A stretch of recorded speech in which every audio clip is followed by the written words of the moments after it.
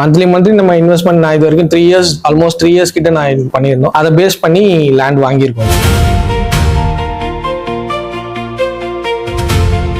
எனக்கு தெரிஞ்சு 20 இயர்ஸா இருக்காங்க. அதுக்கு முன்னாடி இன்னும் ரெப்யூட்டட் கம்பெனி தான் இது. ஸோ அதனால நம்பிக்கையா இருக்கு போடலாம்.